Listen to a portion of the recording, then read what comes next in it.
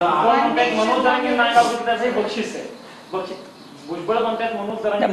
बघा, मी जरांगे विरुद्ध भुजबळ या वादात पडणार नाही.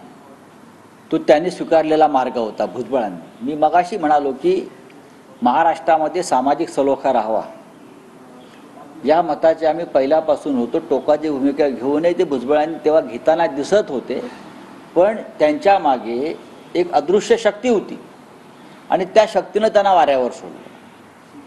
जी एक अदृश्य महाशक्ती शिंद्यांच्या मागे होती पक्ष फोडण्यासाठी आमचा, तीच अदृश्य महाशक्ती महाराष्ट्रातली भुजबळांना उत्तेजन देत होती हे सगळं करण्यासाठी, आणि त्यात भुजबळांचा बळी गेला. हे आजचं तरी आमचं आकलन आहे.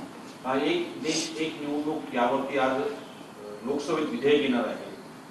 कालपर्यंत विधेयक आम्ही थोडं उशिरा आणणार, पण आज अचानक त्यांनी रात्री अशा अनेक गोष्टी आणण्याचा प्रयत्न होईल. एक देश एक निवडणूक वगैरे ज्या गोष्टी आहेत हे भविष्यात या संघराज्यांनी बनलेल्या देशाला किती घातक आहेत हे तुम्हाला भविष्यात कळेल.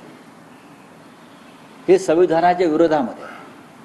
तुम्ही आज संविधानावर चर्चा करताय गेल्या 4 दिवसापासून, आणि ज्या गोष्टी संविधानाला मान्य नव्हत्या त्या तुम्ही लादण्याचा प्रयत्न करताय. तुम्ही मुंबई महानगरपालिकेसह 14 महानगरपालिकांच्या निवडणुका घेऊ शकत नाही, बरोबर आहे. याचा अर्थ असा आहे की तुमच्या मनामध्ये पाप आहे, तुमचा विचार सरळ नाही. तुम्हाला भविष्यामध्ये या देशामध्ये पूर्णपणे लोकशाही मोडून काढायची आहे, निवडणूक आयोग संपवायचा आहे आणि सर्व संविधानिक संस्था ताब्यात घेऊन येथे घोषित हुकुमशाही निर्माण करायची आहे. अभिषेक बॅनर्जी म्हणतात की जर ईव्हीएम वरती एवढा संशय आहे तो सिद्ध करून दाखवावा.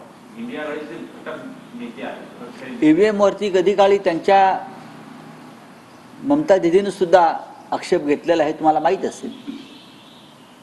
त्याच्यामुळे त्याच्यावर न बोललेलं बरं. आम्ही आमची लढाई चालू ठेवू.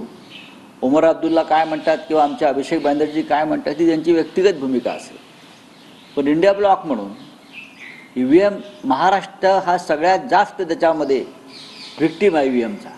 गावागावात लोक रस्त्यावरती उतरलेले आहेत. हा जनमताचा उद्रेक आहे. तुम्ही स्वीकारणार की नाही? भविष्यामध्ये जर उद्या दुर्दैवानं काय घडलं पश्चिम बंगालमध्ये उद्याच्या निवडणुकीत ईव्हीएमच्या माध्यमातून, तेव्हा यांची भूमिका काय असेल हे मला पाहावं लागेल. नागपूर विमानतळाजवळ सुषमा अंतरेंना एक अनोळखी व्यक्तीकडे धमकी देण्यात आली जीवे मारण्याची. फडणवीसांनी सीसीटीव्ही तपासून कारवाई करावी त्यांची मागणी आहे. नाही, मग करतील ना. या राज्याचे अदृश्य गृहमंत्री जे आहेत, अजून गृहमंत्रीपद नेमायचं आहे, पण जे अदृश्य गृहमंत्री आहेत त्या संदर्भात नक्की लक्ष घालतील. अशा प्रकारे सामाजिक कार्यकर्त्यांना धमक्या मिळू नयेत. येणाऱ्या महिन्यात इंडिया ब्लॉकच्या मीटिंग होणार आहेत.